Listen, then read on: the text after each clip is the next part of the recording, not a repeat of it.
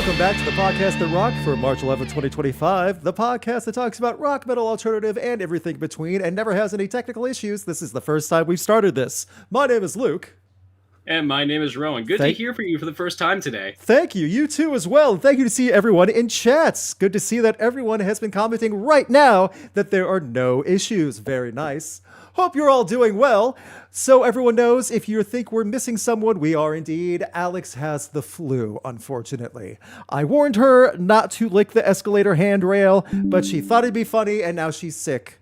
Please leave in the comments section or in chat, if you're watching on YouTube Live, your best dad joke to make her feel better. By the way, she gave Rowan some homework. Rowan and I some homework. We will pass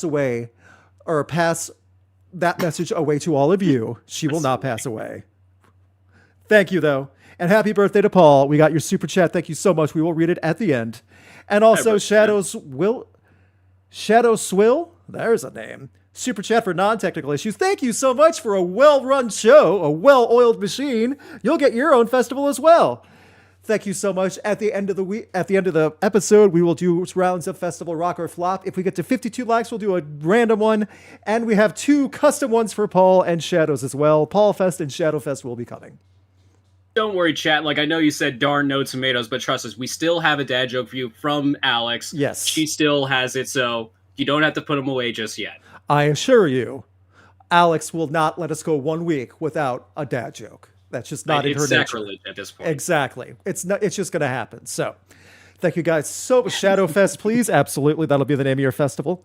As will Paul Fest, which we've had many times. Thank you so much. Super chats are open. They help our festivals and this podcast out a ton because YouTube ad revenue is kind of weak. Tell your friends, hit the like button. That helps out massively if you hit that like button while it's live. And we'll let you know when we hit 52. That should be all the news. Did I miss anything before we dive right into it? I think you're good. I think so too. Let's go on a vacation. A grand vacation with one of our favorite bands, Tool, Rowan. How does that sound? Sounds good on paper, right? That's amazing. Right? Yeah. And it's not just Tool, it's Mastodon, it's Primus, all these fun bands. What could possibly go wrong and cause Tool to get booed at their own festival? Gee, I don't know. Jeez. Of all the festivals to get like a booing from the crowd, I would not have predicted it'd be Tool at their own run festival, Tool in the Sand. But yeah, they got it. I don't think they ever been booed before at any show. Not like this. And if they were, it was after a dumb joke or something Maynard said. And it was not the end of the show wanting more and like for legit reasons. Let's put it that way. They got booed for legit reasons. So for those who are not aware, Tool in the Sand Festival happened this past weekend. It was a lot of big things happening. This is the first show to have Mastodon with a filling guitarist. We'll get into that. This is the first show that had Primus with a new drummer and Danny Carey filling in on some drum tracks for Primus. Lots of big things, right? Gorgeous festival grounds. Tool at someone in the chat. Tool at Firefest 2 win. I don't. Let's come on now. There's a problem and then there's a disaster. That's way different. Okay. Yeah, I think we also are in agreement that Firefest 2 is just not happening. It can't. I know we like to make jokes, but it's not happening. We've done a great job bringing you all the info when it's been coming up. There's no way that's happening. Tool Fest already happened. Yeah. The country said, we don't even have permits for these guys. This is not it's not happening. And they've announced no events. Tool, on the other hand, had their events. And on paper, it did go successfully. And no one was left stranded. So that's huge steps up. What happened was this was advertised as 2 nights of concerts. And headlining was 2 separate playlists from Tool. Night 1 had a track list. Night 2 had a track list. Live songs. Everyone's happy, right? Everyone there? Okay. Night 1 went as planned. No issues. Not a thing wrong. Night 2 comes, March 8th. And turns out Tool got a little lazy and just started playing some of the same songs from the night before. Now, Tool has enough of a discography to dust off some of the good stuff, but they didn't do that. It's like when you showed us the set list, it's like, here's the thing. Tool is like one of my favorite bands. And I gotta be honest, if I went to a destination concert, spent thousands to get there, and they replayed songs for the first time, but also at the same time too, it's like, there wasn't anything that seemed exciting. The stuff they haven't played already the last couple years. The last few tours, this was like the exact tour list as well. Yeah. And it's wild to see some of this because they could have, even if they wanted to do some of the same songs, like they wanted to play Schism twice. Jambi was one. Jambi was one they played twice. Okay. But it's a weird thing, and Maynard definitely got snarky. Asking the crowd, so, was anyone here last night? And the crowd booed. And, well, here's a new one, and then they just played Anima on the second night. By the way, out of both nights, they only played 2 songs off of Anima. Like, really? It's just... They played a lot of stuff from Fear Inoculum from both nights, a lot, which... I get that's what they've been doing this tour, but that's not all these diehard Tool fans came to see. Again, these are your these are your, like, you know, ride or die fans. Yes. These are the ones who would go out of their way to go to this festival. Like, and they did. Again, to my point, play like some of the deeper cuts. Play some songs that haven't been like touched on in a while. Like, go ahead. Oh yeah. Play like oh my god, how am I Reflection Triad. What's the name of the first? Disposition. Play Disposition, Reflection, Triad. Play that trilogy of songs. That would be awesome. They could have dusted out a Parabola or a Parabola. They could have gone way back to the Anima days. They could have dusted off their cover of No Quarter that they did live, you know? Or they could have done You Lied, you know, Justin's old band. Or they could have done Tempest, the Grammy-winning song that they rarely ever play live now. Yeah. This was the crowd to do that too, like to make sure everyone knows how awesome it was. Yeah. So turns out this is going to be an ongoing thing because Maynard definitely left the stage after a cut short set list. They had enough because the crowd kept booing and middle fingers were thrown. Everyone left grumpy. And now this is not a joke. I don't have the exact image up right now. There's been lawyers trying to get grubby and get some class action lawsuits saying that Tool did not offer and give what was advertised. See, now that's where I am on the band. Yeah, that's a little too far. That's too far. Dude, I even like brought that to my dad, who is a lawyer, and he's like, yeah, no, that is complete BS. You can't sue a band because you didn't like the concert. Yeah, that's totally different. And they can make an argument. We played a few different songs, and we played them in different order. Everything else at the festival went okay, too. All the other bands did just fine. You know, all the excursion stuff, all the hotel, that was all working. So this is not only a weak case, that's a waste of time. So, dude, that's gotta be like some. You gotta have like some Saul Goodman bench, like bus bench, like lawyer trying. Yes, exactly. So, looking at this now, two or three things are going to happen. Number one, Tool, especially Maynard, are not going to care, and they're probably not going to do this again. I just can't see it happening again. Bitter taste in their mouth. Go ahead. My biggest concern, though, is that, like, what do they take away from it? Do they kind of, or at least does Maynard kind of, like, see it as, like, validation? Because, like, let's be real, like, Maynard does not have the best track record of, like, or the best opinion of his fans or something. No, he does not. He does not. Yeah, no, so it's like, I'm wondering, is he going to, like, see this as, like, oh, yeah, you guys are just, like, you know, pigs or whatever? It's like... The thing is, though, I hope he doesn't, because everyone, even the Tool fans now, are going like, no, this is more on you now. Yeah, it's just more like, what does he see? That's my biggest concern. Right. And number two, I could totally see Maynard going, you know what? No new Tool album for another 3 years, just for that. Oh, God, he holds it, like, hostage or something. He would totally do something like that. Imagine he does something like, you know, the only thing that would make me feel better is maybe if, I don't know, if you bought some stuff from my vineyard, you know? Yeah. I could just go play with wine, make money that way, and sing my new songs to myself that you won't hear. Yeah, I could play. Doesn't he play his music for his grapes? Didn't we read something about that? I'm sure he does something like that, yes. Yeah, absolutely. It's like when you're pregnant and you try to like play Beethoven to the fetus so it'll be smarter or something like that. See, I just can't get over the snark of it on day two. Like after getting boost, like, so was anyone here last night? Like, you know they were. It's not like they did 2 shows in LA back to back. If they would have done the same playlist on those nights when they knew it was different people that could get different tickets, fine. This is the exact same audience at a private event that you had to fly international for. They flew in specifically for this festival. There's not really anything else to do besides going to this festival. Yeah, that's right. It's not like they could just leave and go home that night early too. They're stuck there, and this is what they it's get. not like you go see the sights or whatever. Yeah, Yeah, at night, late at night, you fly home the next morning. It's not really even that easy to see, and the show got cut early. That sucks. So yeah.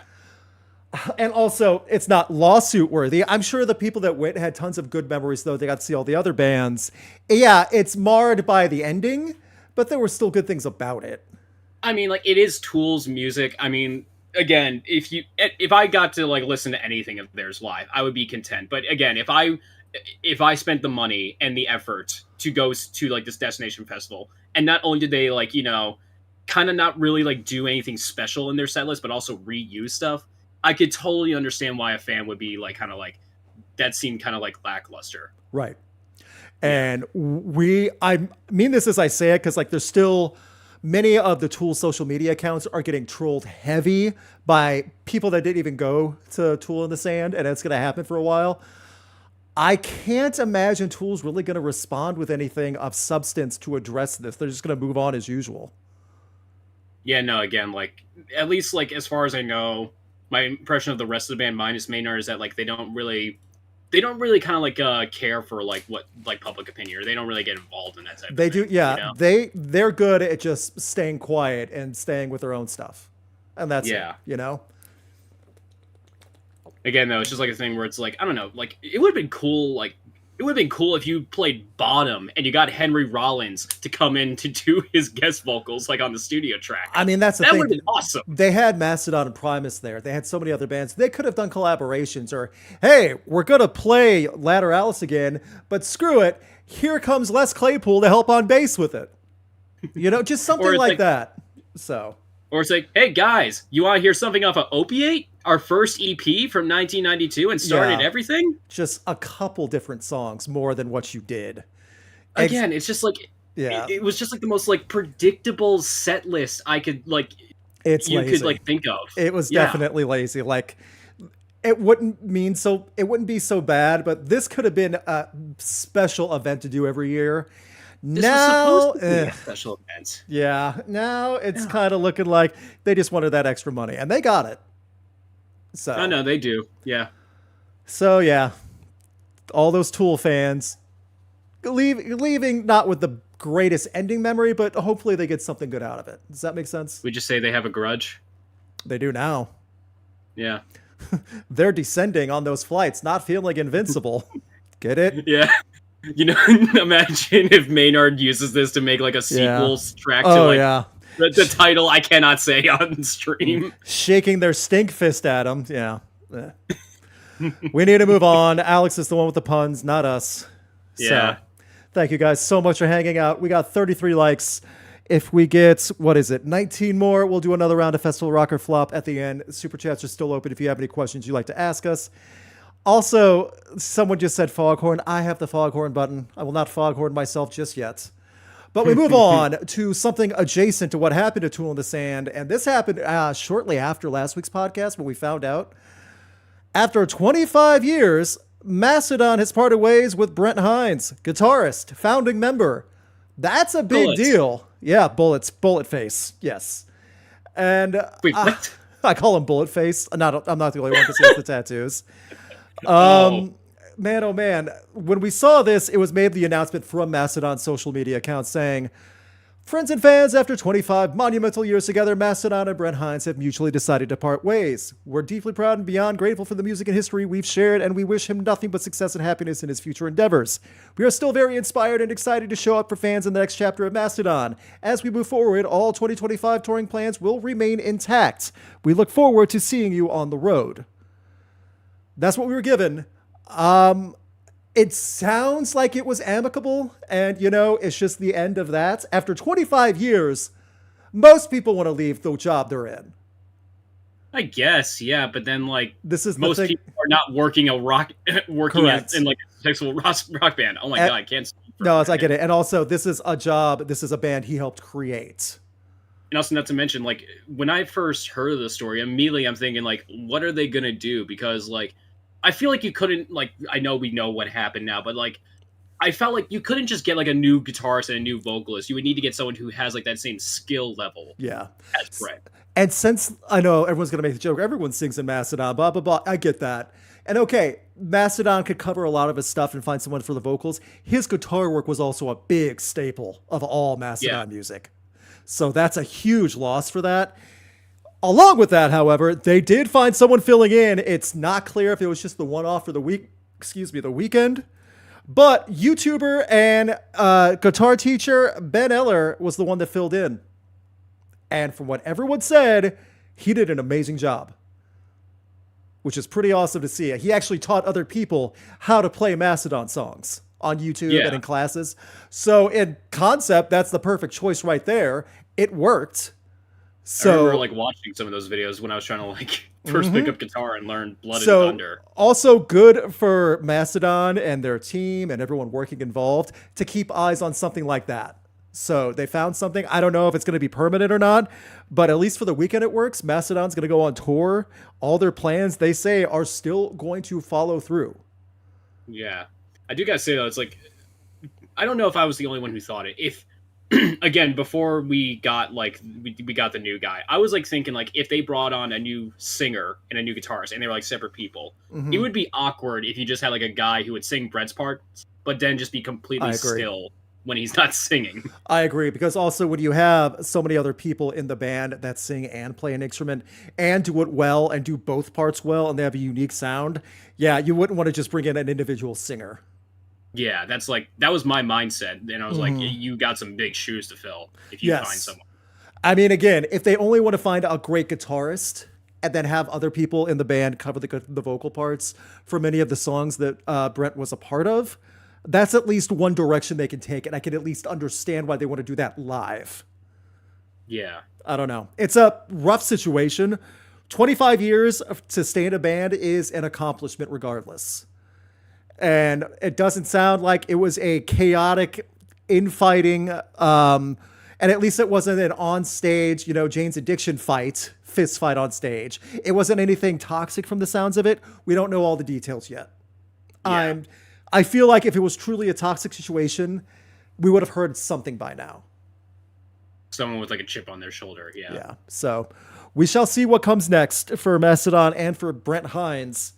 It will be weird seeing the most tattooed person not in the band, but Mastodon, I feel, is a band that can push on. Brand alone has such a great mind for business and mind for marketing and putting himself out there with the creativity to push his band, Yeah. So Brand Daler and everyone involved hopefully can figure it out. We shall see, though. There's a lot of big news for stuff like that. But other than that, other big promised things coming up, and Rowan and I were talking briefly about it before we went live, before technical difficulties that did not happen. There were a lot of teases for new Sleep Token. Everything from Sleep Token possibly dropping a new song very soon, as in weeks, not months. This Friday. Yeah, really soon. Yeah. Yeah. So, and other than that, tour dates in the United States, and not just regular venues either that they've done before. Alongside big stuff, they're teasing an arena tour. At least 6 venues in the United States changed their logos on Instagram to the logos that Sleep Token has been showing off and teasing and hinting at for the next story and the next album. And it's an awesome way to promote. I think it's very cool that the venues are playing along with this. There's going to be more tour dates than this, but from the looks of it, and anyone please chime in if you know these venues and know how their capacity is. Atlanta, Georgia, Cleveland, Ohio at the Rocket Arena, Atlanta, Georgia at the Gas South District, Lincoln, Nebraska at the Pinnacle Bank Arena, Tacoma, Washington at the Tacoma Dome, West Valley City, Utah at the Maverick Center, which is a minor league hockey arena, which is pretty good, and Worcester, Massachusetts at the DCU Center. So if I'm correct, these are not like the full NBA, NHL arenas. These are still arenas, like 7 to 10,000 people max. That's huge. Yeah, these are still big venues. This is still something a band would love to play. That is a huge step up, and I think they're going to be able to do it, especially with the success of download and everything happening right now. It does look like we're getting new Sleep Token, a song and probable album in 2025, much sooner than later. So, also, if I remember, the the promoter for Download actually alluded to new Sleep Token music before the festival. Correct. So So we're this getting is kind of like lining up with that sort of timeline. I would guarantee, I would be willing to bet we'll get at least one new full song before a Download, and that's an obvious bet. Will we get the full album? I don't know, but I could see us getting more than one single. I am sure that this is going to be at least like one song, you know? And I'm sure the lore and the people freaking out and panicking about this are going to love every second of it. And it's going The Reddit's going crazy. Reddit's going to be ridiculous as it always is. And the divide will be greater for the metal elitists who hate that Sleep Token are considered in the metal genre. Hate, hate, hate. They wake up in the morning bitter. They go to bed exhausted and infuriated that someone said Sleep Token has a metal song in them. So... stay mad. I don't know what to tell you. You know? Yeah, no, it's like, dude, it's like, what difference does it make if you consider them metal or not? So what? People like them. Yep. It's getting more people into metal. I think that's what that's what the metal elitists don't like either. You should be liking the real metal stuff, not this.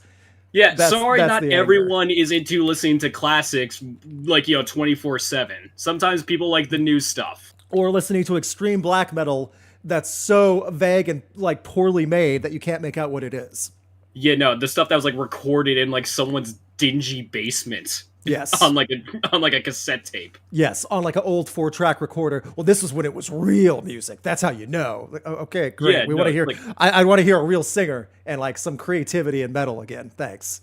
Yeah. I hope that it does a great job of continuing with this promotion.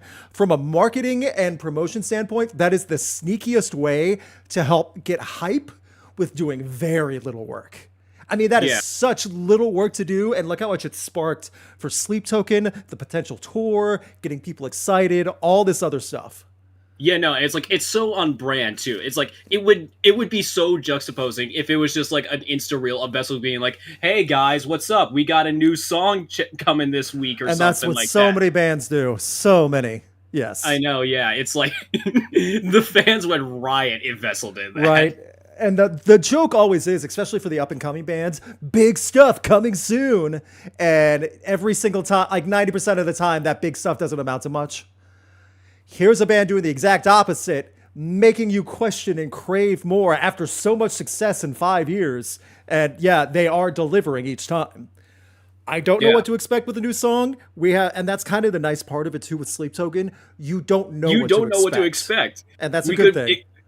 For all we know, it could be something like Gods or Vor. I'm down for that. Those are two of my favorite Sleep Token songs, but like, they could do something. Would they do something like the Summoning again and play 5 different genres jam-packed into one track? Maybe. Would they just do something they've never tried before? Possibly. They'll do like a Do You Wish That You Loved Me, which is just like some lo-fi track. It is. And you know what? Yeah. That was a single too. So it was. We shall see how it's going to work, because you know what? I'm excited for a lot of how this is playing out, and I don't know what else to expect. You've seen Sleep Token live. I've seen Sleep Token live a few times. One of my pictures I took is up there. My wife was with me the last time, and why I'm bringing this up is if you've never seen Sleep Token live and you're on the fence about Sleep Token or you start into it, see them live. That will win you over. Yeah. Even my wife, who was very on the fence and never heard that much of Sleep Token, when she saw them live, she was instantly wanting to know more. I think they opened this song with like every concert. Or I'm sorry, they open every concert with this song. My God. But like when I heard The Night Does Not Belong to God, when that started, when they turned off the lights and you had like the lights like started like synchronizing with the piano or the synth, I was like, again, it felt like so magical. I'm like, it was like really like living in the moment of the concert. Guys, go see Sleep Token if you can. It's really worth it. Also, if anyone is listening that has contacts or connections to Download Festival, please let us know so we can figure out how to see Download and see the headliner for Sleep Token live. Even if it's just that day, even that Saturday, that's enough for us. Thank you. Yeah, no, seriously, yeah. It's like if you need something done, by the way, if you just need a favor from us, at least I am willing to do some stuff for it. But yeah. Yeah, and I know we're not the only ones. I'm just saying we're putting it out there. Let us know. Thank you very much. Invitation. Yeah, my wife just chimed in chat, by the way. I did not care for Sleep Token until I saw them live. Became a fan from then. Instantly. So, It was an acquired taste, definitely. Like, it was Sure. okay at first, but then the more I listened to it, the more it's like, oh, yeah, I like this. And also, like, they grew into their mixing and production. They learned on the actual crafting of the music side when they got to Take Me Back to Eden. And I'm hoping that continues on next. So Yeah. here's hoping we get more information this week. It could come as soon as tomorrow. And that's not a joke. So when you're listening to this for the people on the podcast forums, you might actually have the new Sleep Token information as we're getting it as well. Let's keep hoping. New Sleep Token, Tool getting booed, Mastodon losing a band member. It's been a weird week. So we'll still see. Up next, though, we got 2 festivals we want to talk about. At least 2. Actually 3, but 2 that I want to talk about mainly. First is more news about a festival. Mayhem Fest stopped in 2015. I don't know, Rowan, if you were aware of Mayhem Fest when it was still around? Aware of it, never been to it, but like, Right. I know about it. Okay, so it was a traveling festival, hard rock, metal. Big names used to be on it too. It stopped in 2015. There's always been rumors, and we talked about rumors on this podcast not too long ago about it possibly coming back. It's coming back with a big change as Mayhem is rebranding to Miss Mayhem and will feature all female fronted bands. It will be a traveling festival. No clue on how many dates yet. What they're waiting on from Ash, and who works with Sumerian Records, who's helping curate all this, all but one band has signed up. So it's not to say, oh, these are nice ideas, maybe we can get something production. No, they already have everything in motion. They're waiting for the final act to sign on, and from what I understand, it is like a headliner. And then Mayhem Fest will be announced for 2025. Yeah. I think Dude, that's pretty like, awesome. So again, it's a shame that Alex can't make it because, you know, she was going crazy and, like, you know, it's like this when we is put awesome. the news in chat, she gave the big eyes emote. So like we knew this was up for her. It would suck if the tour only went on the East Coast and Midwest, not anywhere near her. She would fly out. She might fly out Or- depending on who's in on it though. So who knows? Yeah. Who knows? I'll read the quote from Ash from Sumerian. I can share that it's called Miss Mayhem and it's an all-female. We basically told one act, I'm looking at the text right now. Yeah, it's in the rigmarole of like, okay, the production and this, can we get, it's like a phone conversation narrated, by the way. You know, again, it's all kind of this stage of them trying to find out if everything they have in Live Nation for production is going to make it possible because it's so expensive with touring now. But hopefully, by the time this comes out, we'll either have a tour and all the acts will be done because it's all set up to be an all-female fronted bill. And we now, and we have, 7 of the 8 acts, so it is an 8-act bill. But this 8th act is higher up on the bill. We need to make sure that it lands so it's a co-headline and all this stuff. So co-headline festival. So yeah, hopefully, between then and today, March 7th, we're supposed to have an answer today. That was a few days ago. Here's hoping it's soon. Now the speculation, which female-fronted bands are going to be on Mayhem, and how wrong is everyone going to be when we're way off? Like Spirit Box and Poppy are given just because of how big I hope they've so. been in the last few I know years. Spirit Box is going on their tour March, April, May. That still gives plenty of time for end of summer. Yeah. By the way, Tsunami C slaps. Like, It is. Chat, there's my review for Tsunami C for you. 2-word review. That's all you need. I loved it too. I gave It my slaps. review on it. Yeah. Black Rainbow, 10 out of 10.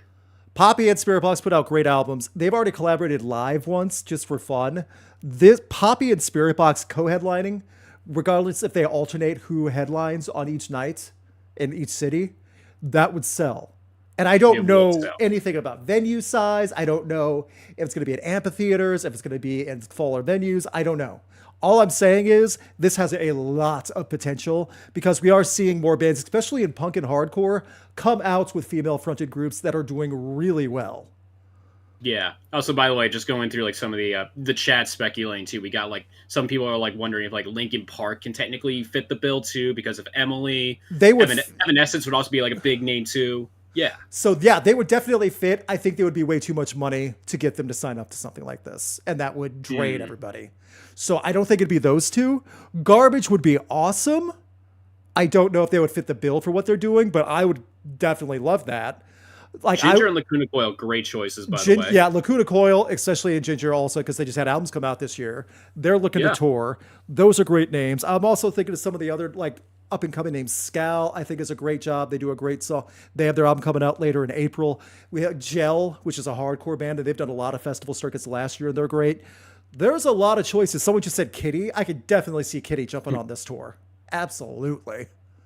Someone saying Heart. I feel like they're not heavy enough. Nah. There has to be some type of level with the Mayhem name a little bit. Yeah. New Year's Day is another one that could get on the bill, probably. Yeah, absolutely. So these are actually much better suggestions than I was predicting. So you know what? Good for you, chat. Good for you. So Tsunami Sea hits harder than the real tsunamis. Jesus, man. I don't know. There's a continent on the other side of the world that might disagree with that. With you. But yeah. I do think I appreciate the gusto in that. It hits hard. It does hit There's hard, no and it's an question awesome about that. album. Yes. Joan Jett, Lita Ford. See, that's going into the more 80s and classic rock stuff. Not saying it couldn't happen. I just don't know if they're going to try to go for that demographic mixed in with other stuff. I could be wrong. I could be totally Is wrong. Joan Jett even still active? I know Lita Ford is, but She does. Oh, yeah. She does still does dates, Joan Jett. I shot her in 2022. It was fun. Okay. Yeah. She still knows how to play, too. Would be cool if Bandmaid was on it. Oh, yeah. Some of the Japanese bands as well. That could do really good.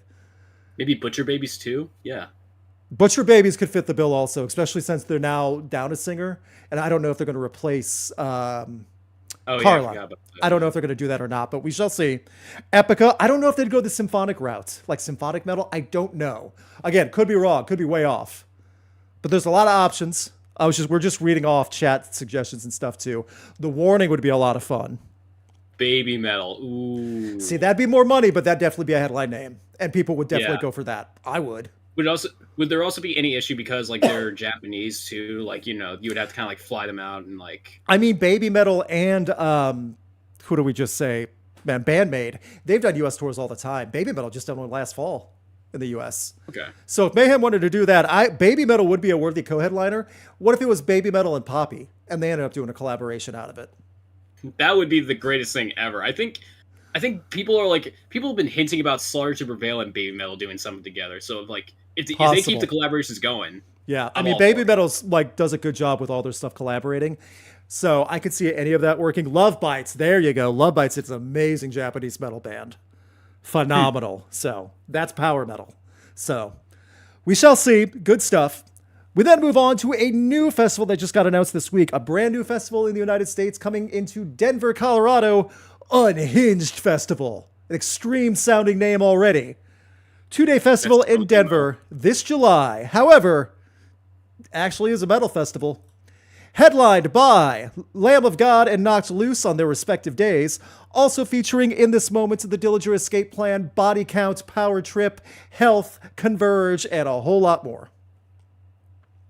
That actually fits to a truly, no one's going to argue, that's not a metal festival. Yeah, it is. That's like a metal post-hardcore festival, like metalcore post-hardcore, especially Converge. If I lived closer, or if I could get a job or a position working this one, I would definitely go. Converge is still on my list of bands that I desperately want to see, but still haven't gotten a good chance to yet. Gotcha. They are high on my list. They might be touring. Legit one of my favorite albums. So there's a lot of good stuff here. This is going to be run by a different company, not DWP or anything like that. This is kind of a cool idea. I'm glad new festivals are popping up. And this is a 2-day festival, not a 4-day. Also a lot easier to do. Denver is not a super difficult city to fly to, even if you're international, which is also nice. So it's a neat little site. You can go to unhingedfest.com if you want more info. More stuff's going to be coming. And they also said more bands are going to be announced, which I like too. So kudos for them for actually putting up a pretty good list of bands and names for both days at an actual metal festival in a city people would actually want to travel to. It's not in, nothing against it, it's not in Browntown, Mississippi, where you really have to figure it out. It's not in the desert or on an island in It's true. It's not Firefest too. I mean, it will be Denver in July. It's going to be hot up in the mountains, but I think you guys could figure that out. It's a real dry hot. So you know what? It looks pretty good. So many good festivals, not enough money in the chat room. Yeah, pretty much. Again, like I said, if I lived closer, I would do it. So I like that one. And finally, for festival news, we go to Aftershock, which got announced last week. It's very similar to the Louder Than Life lineup. And I say this, and I mean it. I do prefer Louder Than Life a little more overall, but a lot of it is the same. Headlined by the 4-day festival in Aftershock in Sacramento, California, Blink-182, Deftones, Korn, Bring Me the Horizon. It's a big lineup in the middle of Discovery Park, Sacramento, California. I went to Aftershock 2017, 2018, 2019. I gotta say, Blink-182 feels like the odd man out, especially when you look at like all the supporting acts too. It's not so much I think they're odd once I look at that stage, because that one of those main stages, and now that I look at both of them, that's more of the pop punk day for sure. Blink-182, All Time Low, Taking Back Sunday, Good Charlotte, Alkaline Trio, the All American Rejects. So it definitely has a theme for that Thursday. Yeah. Also, keep in mind that Thursday, a lot of people will be in school, but they'll figure it out. October 2nd. October 2nd. But I say all that, I still think it's a good lineup. It's solid. It's a lot of stuff from Louder Than Life as well. Friday with Deftones and Turnstile and A Perfect Circle and Lamb of God and Dream Theater. There's a lot on there. Saturday has Korn, Gojira, Bad Omens, Powerwolf. Tons of good stuff on there.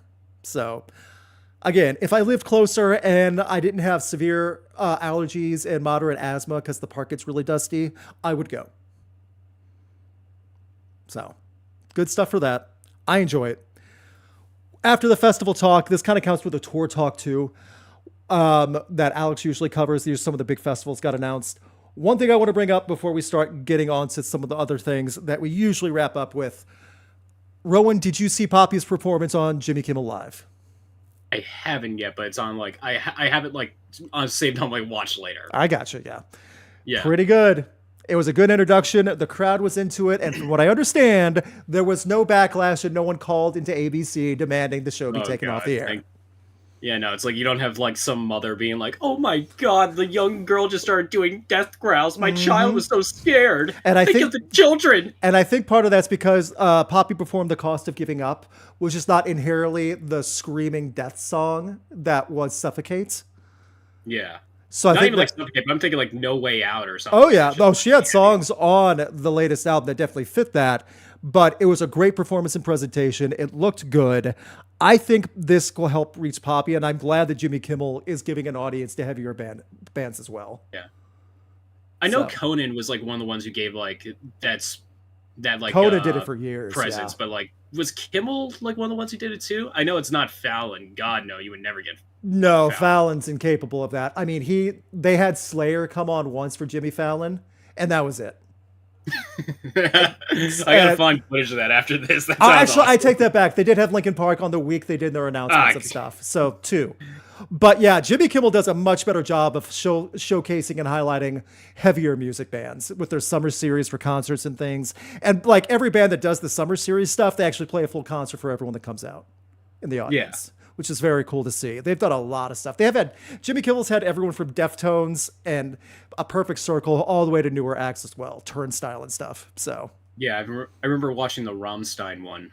Yeah, there you go. See, Till is just like spinning around with like the bow and arrow that's like on fire. If you remember that. Yeah. So they've definitely done a ton of good stuff with that. It's worth checking out. I cannot play 1 second of it for you on the podcast or on YouTube because YouTube would throw a fit. However, I will link to it in the comments later if you're on YouTube. And then if you're on the podcast, I'll link to it in the description. Do check it out. I do hope this gets more eyes. It was just put on YouTube 18 hours ago. It says on the thing, it's already racking up views. So good for Jimmy Kimmel. Good for Poppy for continuing all the good press from the latest album too. Keeping that shelf life. Finally, we go to our final story before we start wrapping things up with our like normal stories that we close with. We talked about this and we were talking briefly about this before we started. Gene Simmons does not need money, but he'll take it if you're offering it. Only Gene Simmons would charge you $12,495 to be his roadie, an oddly specific price, but that is his new plan. Gene Simmons is doing solo tours, like he has his own backing band with him. It's going to be a lot of Kiss covers. But Gene Simmons is doing a ton of that. And I do have to say the article for Metal Sucks is pretty well written. Do you have far too much money and not enough self-respect? Do you have the type of endless pit in your stomach that craves for even the slightest modicum of attention from your favorite rock idol? Are you willing to pay that idol a ridiculous amount of money to help you lug his crap on stage before a show? Then boy, does the retired Kiss bassist Gene Simmons have a deal for you. So, what do you get by paying to be Gene Simmons' roadie? You know, most roadies get paid themselves, by the way, but that's just me. I don't know. Maybe I don't know the business anymore. You want to pay your employer to work. You should be paying me crazy for your presence. Even though, that's right, even though Gene Simmons thinks rock is dead, you can pay for the privilege of joining a team of paid professionals to try and help Gene Simmons and his band set up for a show. You know those roadies are not going to tolerate that well either. The roadies are going to be like, you are just constantly screwing up. Just piss off somewhere while I do my job. Just please sit down up front. Please, please. Here, have a t-shirt. Have a free Kiss t-shirt. Yeah. Here's where it gets to the nitty-gritty. If I don't do my job right, this whole stage will literally blow up. With Gene Simmons on it. Oh. Yeah. The package called the Personal Assistant and Band Roadie for the Day is just for one gig and includes the following. Meet up with Gene and Gene Simmons Band members early in the day, either at his hotel or designated location, to go over the band's show day schedule. You'll be on the Gene Simmons Band team crew for the entire day. Get a Gene Simmons Band crew member shirt and hat. Get a Gene Simmons Band crew member VIP laminate. You will have worth it. Here we go. You will have a meal with Gene Simmons at the hotel or backstage at the show. You will arrive and load into the venue with the band. You will help the band set up for the show. You will hang out backstage. You will sit in on sound check. Gene Simmons will bring you on stage during the show and introduce you. Yeah, for $12,000, he better. Where did I leave off? You will get a set list signed by Gene Simmons. You can take photos throughout your entire experience. You may bring one guest. So you're going to have someone tag along with you while you're trying to work for Gene Simmons and you paid him for it? Not even like you're not even a roadie. You're just It's like when you go to like a Disney resort and it's like, oh, you get to pretend to be a Jedi or something. Yes, like that, or you get to pretend to be a princess. This it kind of does feel like that too, like you're like a little kid situation, but it's for like grown people. I know, yeah. It's just like, also, by the way, like, oh yeah, you get to eat a meal with Gene Simmons. It's just like, it's like when didn't Billy Corgan of Smashing Pumpkins have like a contest where it's like, oh yeah, if you win this, you get to buy me lunch or something. That does sound like something like that. I could have sworn he'd done that, but just like the audacity. It's like, yeah, you're a rock star, but you're not that, like, come on, man. Mm-hmm. And the last two things, you may bring 4 items for Gene to sign, parentheses, no instruments, parts, etc. So what else you gonna have inside? A picture of himself or your Kiss merchandise? Oh god, imagine like you bring like your Kiss toilet seat. What's a chat? Does anyone know like an actual stupid piece of Kiss merch? You bring that and he signs it. I'm pretty sure one of them is the Kiss toilet seat. Yeah, like it's an actual thing. Was that? Yeah. It just has the logo and stuff, yeah. So. Oh, I was imagining like Paul Stanley's face, but his mouth was like the toilet seat, so it looked like his mouth was open. Some stupid. And then you have Gene Simmons sign it. Yeah, that makes sense to me anyway. About as much sense as anything else. And you get a Gene Simmons Kiss rehearsal used bass signed by Gene Simmons, so you get a bass out of it. A used rehearsal bass from Gene Simmons.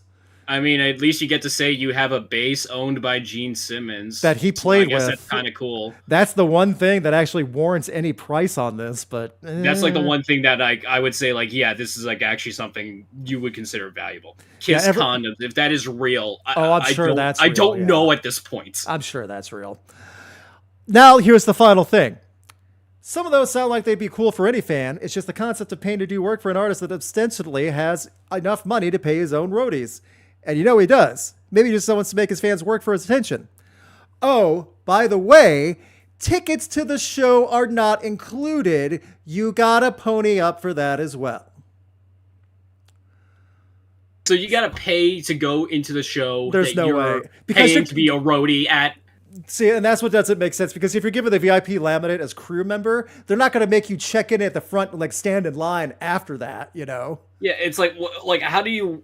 like logically, how does he think this is going to play out? Right. See, it does. There's no way. You're already getting $12,000 out of some sucker. Do you need the extra 40? So, yeah. This is a big tour, by the way. Starting April 3rd in Anaheim, California, going all the way to May 24th in Houston, Texas, playing a lot of House of Blues locations, different venues, casinos, quite a few casinos, actually, because they have big, like, the theaters and stuff. So, you know what? I hope he doesn't find a sucker. He might actually find one, though. He will find multiple suckers. There are some psychos out there who collect Kiss merch, like it's like there's like at the end of the world. Yeah. So, Gene Simmons, almost 80 years old, still trying to look for his next scam. I genuinely want to know what is going through that man's mind to think like, you know what, this is something I want to do. This is what I want to add to my legacy. I don't want to know what's going on through that man's mind. Yowza. So we are just in time for the last little bits. We have a big weekend last weekend with so many good albums coming out. Spirit Box, Whitechapel, other stuff. What is coming out this weekend for albums for March the 14th? Is that right? 14th, yeah. Yeah, 14th, yeah. We got a pretty decent lineup. First of all, we got Coheed and Cambria, the father of Make Believe. Really looking forward to that. Again, we've been talking a lot of prog in this episode, so hey, kind of keeping that train rolling. Dorothy's coming out with The Way. So, okay. That's Southern Blues rock, yeah. Yeah. Steven Wilson, lead singer of Porcupine Tree, is releasing his latest solo work, The Overview. Again, we're keeping a lot of prog this week. Mm-hmm. And finally, we have Envy of None with Stygian Ways. I hope I'm pronouncing it right. It's Wavz. I have no idea if that's Waves. I'm not familiar either. Anyone in chat wants to correct us on that, go for it. I've not heard that one either. But the interesting thing is that Envy of None is a supergroup featuring Alex Lifeson of Rush. This is his new side project that ever since Rush kind of disbanded. Yeah. And I think that's fair to like make your own thing. I hope it goes well for that one. See, that's the thing. No, I hope this one for him goes really well. Gene Simmons solo tour, whatever. Do whatever you want. Yeah, it's like you could do solo work. Don't charge people to work for you, man. Yeah, exactly. Yeah. So you can be my favorite rock star of all time. I'd be like, you're charging me $1,000 just to work with you. Like, it is kind of. This week is this week's podcast started with Tool getting booed by their own fans and ended with Gene Simmons trying to charge one fan $12,000 to work for him. Boy, oh boy, what a scene for the older bands in the market. So, that being said, we took care of that. Do we have a song of the week? If you would like to, you want to make it a Spirit Box one? What's a good Spirit Box song for song of the week? Black Rainbow, if we're not counting the singles leading up to it, Black Rainbow is like my favorite off the album. You know what? Let's do Black Rainbow. I think that's a good choice. Spirit Box Black Rainbow, Song of the Week. Please check it out. I'll link to that as well. Thank you guys so much for hanging out. Now, we got some festivals to book, and we have at least two from two of the bigger Super Chats, but we got to go through all of them. Thank you so much for the Super Chats, guys. First up from Paul. It's my birthday, so I decided to listen to Limp Bizkit's first 3 albums to push my luck. Why would you do that? I know. It got good until I got to Chocolate Starfish, but the good news is that the Nookie Monster isn't real. He can't hurt you. Well, I didn't. I guess that's good, and I'm glad it's that you had a stopping point. Also, happy birthday. Hope you're doing well. I don't want to know. This is the first time I'm hearing the Nookie Monster. I didn't know that existed, but apparently he's not real. So okay, no problem. No, it's good. Yeah, that sounds like something that should not be near children. So from Shadow's Will, Super Chat for the non-technical issues. Thank you so much for blessing us and rewarding us for not having technical issues on this podcast. Thank you so much. Another one from Paul. How about Animated Fight Papa Emeritus 5 versus Vessel? So I think Vessel would win. Have you seen Vessel? Dude is ripped. I'm thinking, I think if it was an actual fight, but it's say like an animated fight. So I don't know if it's like someone drew it or something. I don't know. So are we talking like an anime Goku versus Vegeta type thing? Yes, I just don't know which anime characters would represent Papa V and Vessel. I feel like they would both have like some sort of like weird god spirit powers or something like that. Well, I mean, that makes sense for both of them actually, because the way they have the deities in their music and stuff. So yeah, that actually makes sense. If the YouTube channel Death Battle wants to maybe get on that, very possible. So up next, also from Paul, I posted Sprunky's favorite bands on Instagram. Okay, I don't know, and I don't know what those favorite bands are, but okay, thank you.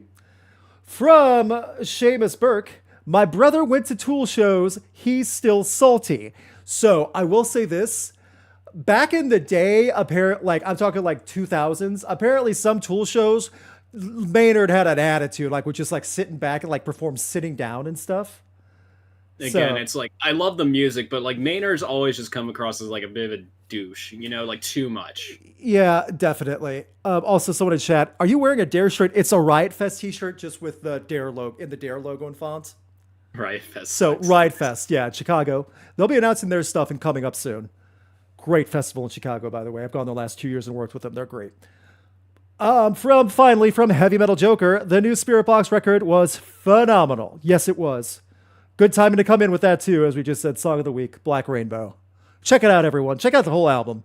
Hopefully you like it. Yeah, the whole album is amazing. Mm-hmm. So, we got 1, 2, 3, 4 festival days to book, because we did hit our like goal. Rowan, are you ready to book some festivals? Hell yeah, I am, dude. Let's do it. Every week when we hit our like goal, we book a random festival. Think of this as a 4-band festival in the middle of nowhere for a radio station. Over 200 bands to choose from. I'm going to update the folder and add more qualifiers and stuff eventually. I just had, it's just been a busy time with filming and editing right now. So this is first, our desert show, basically. Yes, this is going to be Rocked in the Sand. This is going to be our festival to see how this works. Day 1, Rocked in the Sand, 4 bands. Number 1, NoFX. Getting NoFX on an island in Mexico. Boy, oh boy, I can't imagine anything going wrong. Number 2, The Warning. I like that already. Mexican all-lady band. They're great. They got a lot of good songs. Okay. Number 3, Anthrax. Getting the thrash out with this one. And number 4, I do believe that is Imagine Dragons. This is a very, so...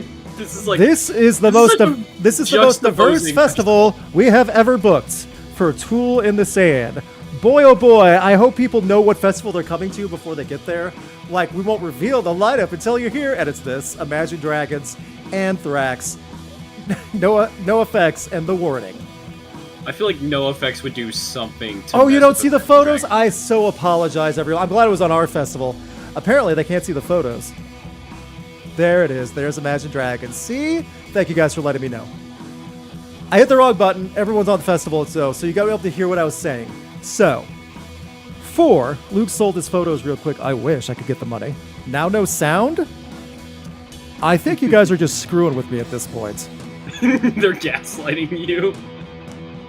Yeah, someone's saying now no sound, and there actually is sound going. It's like, whatever. Anyway, Imagine Dragons, Anthrax, NoFX, and The Warning. I would go. But I like all the... Oh, sorry. No, I would go, but I don't know how I feel about Imagine Dragons outside of I do hear they put a big spectacle of a light show when they're doing everything. I mean, Imagine Dragons, it's not I don't actively listen to it, but it's not a thing where it's I'm going to be angry if I were to listen to them. Yeah, if you have to see them live, is it really going to be that awful? Yeah. I mean, I used to love Radioactive when I was a kid. Mm-hmm. 11. Yeah. They do the whole show, and that's the only song they don't do. That it's okay to be upset. Then I would be mad. Yes, that is okay to be upset. I'm seeing a lot of no's, though. It's a very, it's a very, it's a very diverse lineup, but not in a good way. So I'm seeing yeses and nos. Type yes or no, only that in the chat, if you would go. I'd go for the chaos. I guess that's okay. Again, I know if I would do something to mess with Imagine Dragons. Oh, yes, they would. Yes. They would bring out Pokey the Clown. Fat Mike would definitely do something like that. He would not be able to contain himself. Oh no way. I'd go, but I'd skip. If they played stuff from the first 2 albums, I'd see. I'd go for the Chaos. I would go. Okay, now I'm seeing more yeses. Nope. Yes. Okay. Yes. This is a slim yes. Good. All right. Now we move on to Paul Fest, day 2. Thank you, Paul, for the super chats. Band number 1 for Paul. Coheed and Cambria. Just talked about them with their album coming out. That's a fun one. Band number 2. Sleep Token. Let's go. This is the 2025 festival. I know. Number 3. Electric Callboy. This is a festival already in the making. And number 4. Breaking Benjamin. I am so down for this. That is like an awesome lineup. Guys, that's fun. Come on. Who's not going to go to this? Sleep Token and Electric Callboy and Coheed. Benjamin? Even Breaking Benjamin. I know his live shows are a hit and miss sometimes. But you know what? I'd go to this. Come on. Also, Paul, if you're in here. Oh, yeah. Paul says yes. Yes again. Yes. It's catching up in the chat. Yes, 3. Yes, 3. We're seeing a lot. Bro, yes, yes. I think a lot of good stuff is coming from this one. This looks all but like a sweep. I'm thinking Paul Fest is a success. Yeah, I'm just like the one guy who's like, no. Yeah, you know what? Fine. I'll take a 99%. That's fine.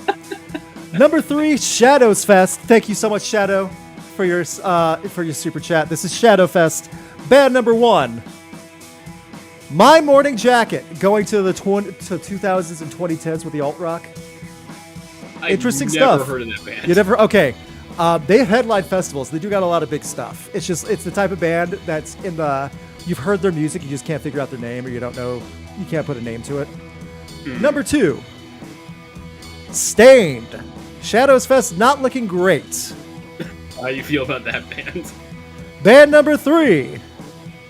System of a Down. Shadows Fest has turned a big corner. And number 4, Trivium. Ooh, okay, you know what? That saved it for me. I'm going. It's a difficult one, right? Because you don't want anything to do with Stained, but System of a Down and Trivium on there? That's fun. I mean, 4 and the other, and 2 of them are, 2 of my favorite bands. I can power through Stained. Yes. And that's what a lot of people do. So, at festivals, that's what a lot of people do. Yeah, a System and Stained SOAD is cursed. I don't know if it's cursed. System of a Downer. That's what someone just called it. Yeah. Okay, that was fine. You know what? Yes, but during Stained, like a mechanical difficulties during Shadows Fest. You know what? Yeah. Oh no, the soundboard stopped working. Oh well. It does look like yeses though, so. Aaron Lewis would probably be so good.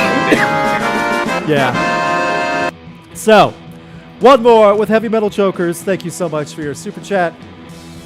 Joker Fest, band number 1. Joan Jett and the Blackhearts, also someone we were just talking about. Starting off strong with an act like that. This doesn't have to be the opener, I'm just saying, a good one to list. Number 2. Puddle's Pity Party. Are you aware of Puddle's Pity Party? Do you remember that one? The clown guy, yeah. Yes. This is already a diverse festival. Super wild, but I like it. Number 3. Hollywood Undead. Wow, Joan Jett doesn't really... I don't know how they got Joan Jett here in the first place, but here we go. And Joker Fest, last band. Ooh, we got a qualifier here. Borat says, festival will be a great success, add a second day. Well, you know what? Does the second day save it now? Is that the question? I know, right? So far, I was going for no for me. We still have to add the final band for day 1, but Joker Fest is now a 2-day festival. Joker wins that one. Last band for day 1 on Joker Fest, Turnstile. Wow, what a weird festival lineup. Turnstile, Joan Jett, Hollywood Undead, and Puddle's Pity Party. Everyone keeping up. Okay. Day 2 for Joker Fest. AWOL Nation. Gonna sing Sail all night long. Number 2. Atreyu, Haven't heard from them in a while. Number 3, At the Drive-In.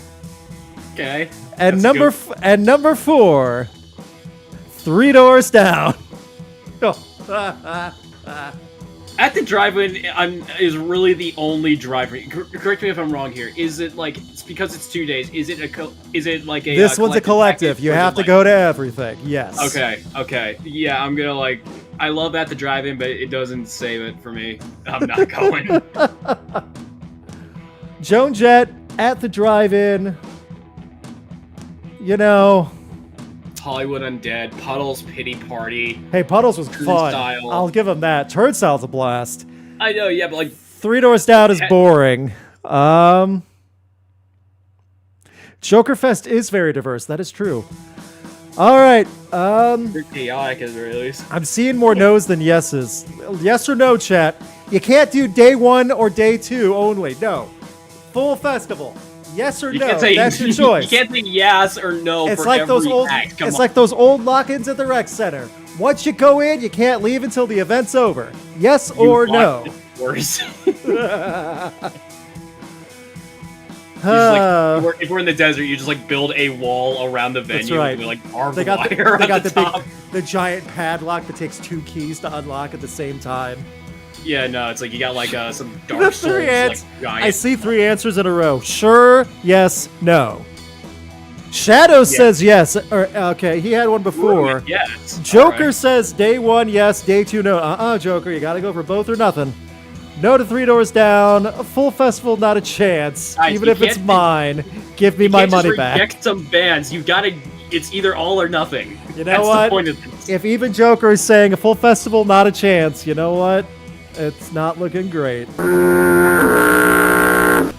Almost had a sweep, but Borat had to come in and say, no, not enough.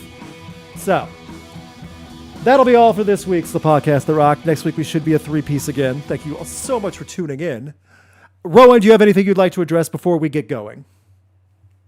Just want to say, like, I got a new video coming up on my channel later at the end of the week, and for all you guys, it is rock related. So, you know, if you've been following my content and you're wondering, oh, hey, why did you do anything like the As I Lay Dying video? You're going to get something like that. So, you know, keep an eye out for that. We'll share the links too when we get them. I posted this on Patreon and on the YouTube membership. I do have videos coming, main content. I just filmed everything today. Bigger stuff is coming. It's just going to take a while to edit. Also, we got a big upcoming announcement for Rock Coliseum as well. That'll be in a couple weeks, just so you guys listen to the podcast. We'll know that soon, too. Thank you guys so much for hanging out. It's now time to pass on a message from one Alex Gray, who is feeling under the weather, but wants to know how you all are doing. You go ahead. Read the joke. This is from Alex. Okay. Yeah. Remember, chat, I am just reiterating what Alex said to me. Do not make sure you target your tomatoes at the right person after this. Correct. All right. What do you all deserve that is also a bagel? Everything. Aw. See, that's a nice little, that's more like an affirmation type thing. I think if we're correct, she showed us that, like the picture of a back of a Nutri-Grain bar or something like that. Yeah, no, it's like I'm looking at it like right here. It's like a Laffy Taffy like. Type yeah. So at least that's something simple. It's very nice. She just pulled that out of like her giant bin of Laffy Taffies. Absolutely. Doesn't eat them. She just has the wrappers and throws the Laffy Taffy away. Yeah. Oh no, I mean like they're just like super old pieces of taffy that she just never eats, but when she just needs a joke on the ready. Yeah, that's true too. Yeah, wholesome. Yeah. See, that's fine. Also, Rowan, Alex sent me one privately to read to you to see if we can get you for this one. Oh, okay, a gotcha moment. How many apples? Oh my God. Here we go. How many apples grow on a tree? That's the setup. How many apples grow on a tree? I know, yeah. My brain's like, I'm trying to like figure it out. Mm-hmm. Just tell me, yeah. All of them. It's like the freaking dinosaur joke. It's like, yeah, no crap.